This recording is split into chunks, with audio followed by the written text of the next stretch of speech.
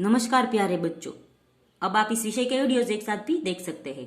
इसके लिए वीडियो के नीचे मेरी चैनल का नाम है, तो चैनल में जाके प्लेलिस्ट में जाएंगे तो इस विषय के वीडियोस एक साथ देख सकेंगे। तो बच्चों, पिछले वीडियो में हमने सीखा था हिंदी कक्षा 7 द्वितीय सत्र का पाठ नंबर 8 मुस्कान के मोती। आज के वीडियो में हम इस पाठ का अभ्यास सीखेंगे। तो अभ्यास में सबसे पहला प्रश्न है, इकाई में दिए गए चुटकुलों को दो दो की टुकड़ी में अभिनय करके साथ प्रस्तुत कीजिए। तो वो नहीं करना है। दूसरा है, आप सुने हुए मजेदार चुटकुले सुनाइए। तो ये चुटकुले हमें लिखने हैं जो हमने सुने हुए हैं वो। तो मैंने लिखा है पहला चुटकुला। सुरेंद्र बोल रहा है, नवीन, इंसान की नजर ज्यादा तेज है या जानवर की? तो नवीन, जानवर की। तो सुरेंद्र को वह कैसे? तो नवीन कहता है, क्योंकि जानवर कभी चश्मा नहीं पहनते। फिर दूसरा है, मालकिन, रामू, मैंने कहा था पूजा के लिए धूप ले आना। तो रामू कहता है, मगर लाता कैसे मालकिन? आज तो दिन भर बादल छाए रहे। फिर है सोहन, राधा बताओ, अक्ल बड़ी या भैंस? तो राधा कहती है, भैया पहले दोनों के जन्मदिन बताओ, तभी तो पता चलेगा कि कौन बड़ा है। तीसरा प्रश्न है, उदाहरण के अनुसार एक शब्द रखकर चुटकुला बनाइए। तो यहाँ उदाहरण में दिया है, शिक्षक, हेतल मिठाई नहीं खाती। इसमें हेतल क्या है? तो छात्र कहते हैं मूर्ख।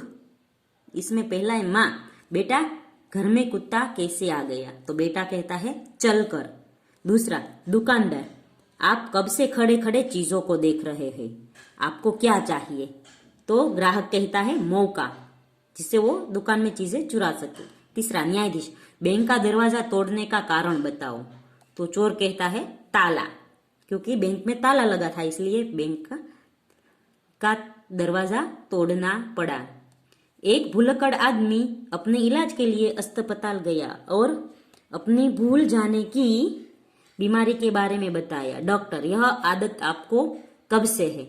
तो भुलक्कड़ कहता है याद नहीं। फिर आगे है, फंसोगे फिर भी हंसोगे। निम्नलिखित प्रश्नों के उत्तर हाँ या ना में दीजिए। तो पहला है, क्या तुम्हारे घर वाले जानते हैं कि तुम मूर्ख हो? तो इसका जवाब ना होगा। तुम्हारे घर वाले जानते हैं कि तुम मूर्ख हो, यदि हम हाँ कहेंगे तो भी हम मूर्ख बनेंगे, ना कहेंगे तो भी हम मूर्ख बनेंगे। क्या तुम अकेले ही पागल हो? तो हाँ कहेंगे तो भी हम पागल बनेंगे और ना कहेंगे फिर भी हम पागल बनेंगे। भाई इसमें हम ना लिखेंगे। मेरे दिए हुए 500 रुपये खर्च कर दिए, तो उसमें हाँ होगा। तो मैंने किसी को 500 दिए, वो खर्च कर दिए हैं, तो दिए नहीं होंगे। और यदि मना कर दिएंगे तो लाओ मेरे 500 रुपये, ऐसे हम कह सकते हैं। फिर प्रसंग 5 है, क्या? प्रश्न 5, क्या हमें हर प्रसंग और हर जगह हंसते रहना चाहिए? कारण सहित बताइए। तो इसका जवाब होगा, हंसना तभी उचित है जब कोई हंसने वाली बात हो। हमारा व्यवहार प्रसंगानुकूल होना चाहिए। हर प्रसंग पर और हर जगह हंसना मूर्खता, अशिष्टता और पागलपन का सूचक है। फिर स्वाध्याय है, आपके जीवन में कई प्रसंग ऐसे भी घटे होंगे जब किसी गंभीर या सरल बात पर आप या आप से जुड़े अन्य कोई कुछ बोले होंगे और हंसी का माहौल बन गया होगा। यही तो है चुटकुला। ऐसी बातें याद कीजिए और चुटकुले के रूप में लिखिए। तो यहाँ पहला है, दादाजी पौत्र के मित्र से, क्यों राजू, आजकल दिखाई नहीं देते हो? तो राजू कहता है, आजकल बहुत कम आता हूँ। तो दादाजी क्या समझते हैं? दादाजी, बहुत कमाते हो? यह तो बहुत अच्छी बात है। फिर दूसरा है, राजू देखो बिजली आ गई। दादाजी, बिजली को बिल्ली समझकर, इस बिल्ली ने तो नाक में दम कर दिया है। दूध खुला हो तो ढक दे बेटा, कल तो सब पी गई थी। दूसरा प्रश्न है, भाषा की एक खूबी है अनेकार्थी। अनेकार्थी शब्द के विभिन्न अर्थों का उपयोग कर चुटकुला बना सकते हैं। जैसे यहाँ पर सोना है, तो शिक्षक, लंका को सोने की लंका क्यों कहते हैं? सोना यानी गोल्ड।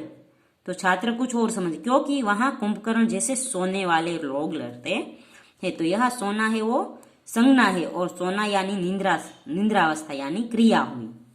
ऐसे ही बस, उत्तर और कर के ऊपर हम चुटकुले बनाने हैं। तो सबसे पहले बस से होगा पिताजी, बेटा क्या थक गए? थोड़ी ही और चलना है, थोड़ा ही और चलना है। बेटा, पिताजी अब और नहीं बस। पिताजी, बेटा बस यहाँ आती ही नहीं है, पैदल ही चलना होगा। फिर है उत्तर, तो उससे चुटकुला बनेगा दादाजी 4 वर्ष के पोते से, तुम इस प्रश्न का उत्तर बता सकते हो? पोता, दादाजी क्या प्रश्न की भी उत्तर दिशा होती है? फिर है तीसरा कर, पति, देखो सरकार ने आमदनी पर कर यानी टैक्स बढ़ा दिया। पत्नी, सरकार का और काम ही क्या है, वह जहाँ चाहे भिखारी की तरह हाथ यानी कर बढ़ा देती है। आगे का प्रश्न है उदाहरण अनुसार चुटकुलों की पूर्ति कीजिए। तो यहाँ पहला है, पतली गली में 2 आदमी आमने सामने आ गए। पहला आदमी, हटो बीच में से, मैं किसी गधे को रास्ता नहीं देता। तो दूसरा आदमी, रास्ते से हटते हुए, पर मैं तो देता हूँ। इसके बहाने वह पहले आदमी को गधा कह देता है। दूसरा, न्यायालय में 2 वकील।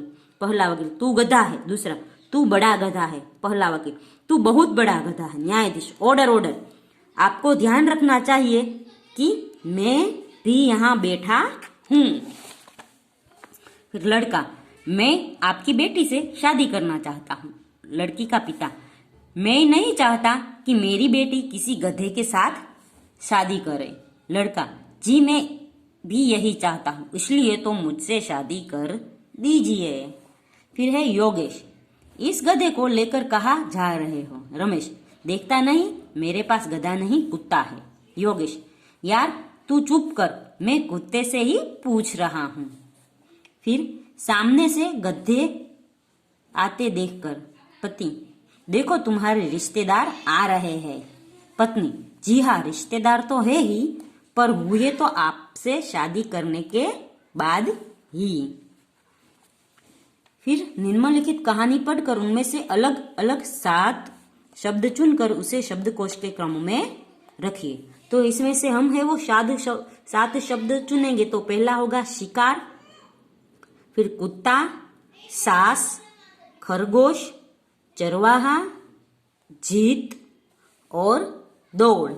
और इसको शब्दकोश के क्रम में लिखेंगे ऐसे। तो सबसे पहले आएगा कुत्ता, फिर आएगा खरगोश, फिर आएगा चरवाहा, फिर आएगा जीत, आगे आएगा दौड़, फिर आएगा शिकार और अंत में आएगा सास।